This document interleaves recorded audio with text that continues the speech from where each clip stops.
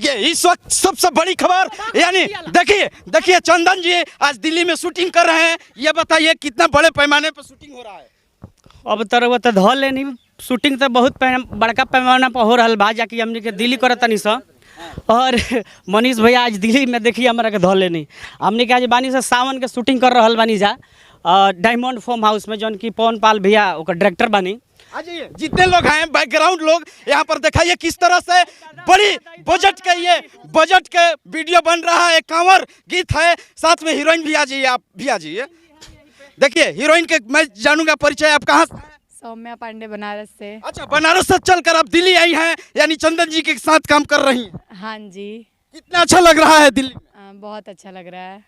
ये बताइए चंदन जी आज सौम्या जी के साथ पहली बार काम कर रहे हैं कि फिर किए हैं? नहीं, हम लोग अभी पहली बार कर रहे हैं, सावन का है। और भगिनवा का गोदी जो है सॉन्ग उठा ला भौजी, जिसमें करेक्टर भाभी का ये निभाई हुई है। और भगना का भी ये है जी कि ये नव निभाया मेरा बाबू है। हाँ। ये तो भगना का ही रोल निभाया हुआ। और सावन का हम लोग बहुत अच्छे तरह से बड़े पैमाने पे कर रहे हैं। क्या वीडियो डायरेक्टर कौन है? वीडियो डायरेक्टर पवन पाल जी, और गाना जो लिखे हैं हमारे गोपाल पाठक बाबा जी का ये है गाना। चलिए मैं चाहूंगा कि धीरे धीरे भी चलते रहिए। महाराज कोई धो ले निका आप लोग के प्यार है, बताई पर दिल्ली रहुआ के उड़ के आ गए नहीं हवाई जहाज से आ गए।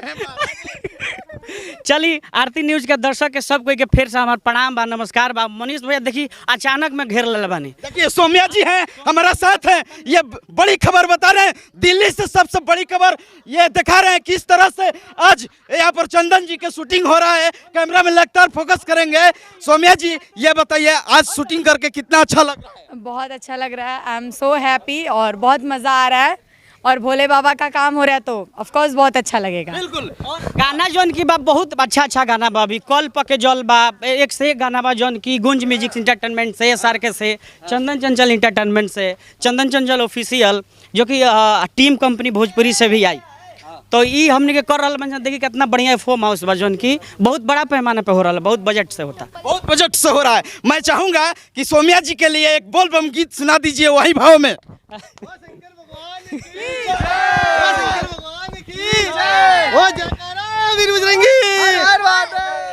बाटे की पैदल चला तारे संग में थक गइल बाड़े सब उमंग में। अरे किला बता के बबुआ अब रो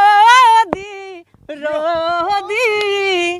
तो फिर मेरा वहाँ आता है, ए भौजी हो उठा लो भगिनावा के गोदी, ए भौजी हो अरे उठा लो भगिनावा के गोदी। देखिए ये गीत आएगा और सोशल मीडिया में धमाल हो जाएगा। किस कंपनी से आएगा? ये आएगा, ये सर के कंपनी से आ रहा है, ये रोशन सर के कंपनी से आ रहा है।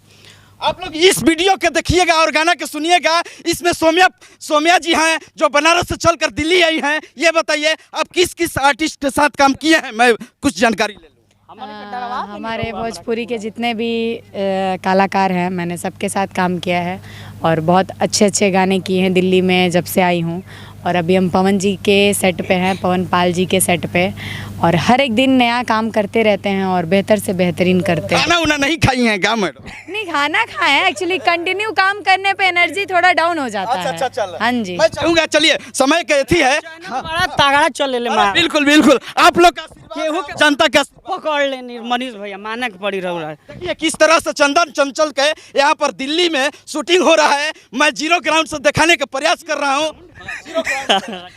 ये हकीकत है कि दिल्ली में शूटिंग हो रहा है। हाँ, ये दिल्ली में हो रहा है। आपका बराबर होता है? हाँ, बराबर होता है हम लोग यहाँ। और मेरा दिल्ली भी हमारा सबसे अच्छा शूट बुझाला। काहे कि दिल्ली के जौन की गाना हमार होला गाना हिट हो जाला, जैसे हरिहर टिकुलिया वाला हो गई रहे तो दिल्ली के रहे फेमस कैलू। देखिए किस तरह से यहाँ पर जो गोल्डन पार्क है ना, गोल्डन फार्म हाउस, हीरा फार्म हाउस, डायमंड का भी प्रचार हो जाना चाहिए यहाँ पर। एक्चुअली यहाँ सबसे पहले हम लोग स्पीड रिकॉर्ड का हम यहाँ काम किए हैं। फर्स्ट ऑफ ऑल यहाँ हम स्पीड रिकॉर्ड का काम किए थे, जो फर्स्ट बार इस फार्म हाउस में हम लोग आए थे। तो उसमें खेसारी लाल से लेकर कई सेलिब्रिटी स्टार यहाँ पर शूटिंग की है, सच्चाई? हाँ, पवन भैया भी यहीं पे देखिए कर रहे हैं। इधर आइए भैया। देखिए पवन जी है, मैं जानकारी दे दूं, ये सबसे बड़ी खबर, ये मैं चेहरा दिखा रहा हूं, यानी पवन पाल यानी खेसारी लाल यादव से कई सेलिब्रिटी स्टार के इसमें शूटिंग किए हैं, सही बात है। यहाँ के अलग हीरा है। यहाँ के व्यवहार जौन बना हीरा सोना चांदी से हट के बा। अच्छा ये बताइए पवन जी, मैं जमीनी स्तर के बनी, जमीनी स्तर। आपका नए नए सिंगर आपको करवाना चाहते हैं तो कैसे संपर्क करेंगे?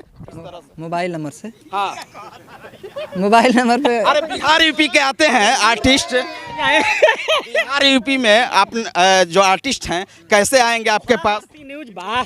तो कैसे आएंगे? मेरे पास ट्रेन से चल के आएंगे, हवाई जहाज से? हवाई जहाज से भी आ जाएंगे, लेकिन नए नए सिंगर ट्रेन हवाई जहाज से नहीं आ सकते ना, अभी कमाने का जरिया उन लोग क्योंकि का आपका प्यार है, काहे नहीं आ सकते हैं यार? हाँ, वो तो जब आएंगे तो कुछ छूट दे दीजिएगा तो आएंगे, काहे नहीं? हाँ, छूट तो दिया जाता है, हमेशा दिया जाता है। काफी रानी से लेकर कई सेलिब्रिटी मॉडल को यहाँ पर शूटिंग करवाते हैं पवन पाल। कैमरामैन सहयोगी के साथ मैं मनीष कुमार, आरती न्यूज़ लाइव, दिल्ली। जय हिंद, जय भारत।